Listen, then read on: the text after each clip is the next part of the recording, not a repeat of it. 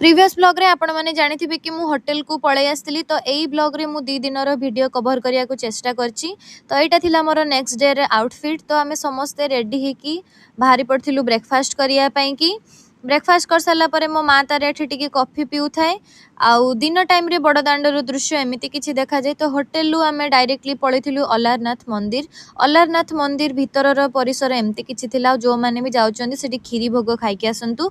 अलारनाथ मंदिर रे खीरी भोग बहुत फेमस।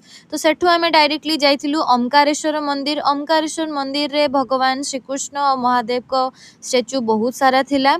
तो एईटा जो देखुचंती आ भितरे नाग देवता थिले बोली सेठी लेखा हेइतेला। तो तापरे एठी राधा कृष्ण को झुलना रे झुला होतला। आ एठी देखि पारथुबे महादेव को बहुत सारा लिंग थिला। आ सबु गुडाकर ना मेंशन भी हेइथिला। तो सेठु आमे दर्शन कर सारी कि माता मठ पळैतिलु। माता मठ एंट्री करू करू आपनकु गणेशंकर स्टेच्यू जगन्नाथंकर स्टेच्यू देखिया को मिलिबो।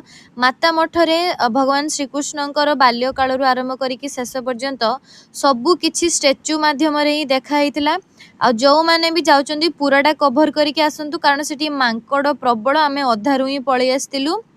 तो सेठु आमे आसिकी डायरेक्ट होटल पळैतिलु। तापर नेक्स्ट डे रे आमे जाइतिलु ब्लू फ्लैग बीच जोठी कि टिकट काटिकी एंट्री करिया को पड़िबो। आ एंट्री करू करू एमती किछि गोटे कैक्टस रो गार्डन टे बनै थिले।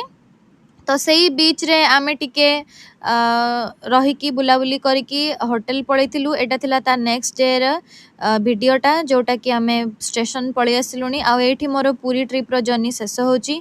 जदि कालियार डोरी लागे मु पुणी थरे पूरी आसीबी। वीडियोटी जदि भल लागछि सब्सक्राइब कर देबे।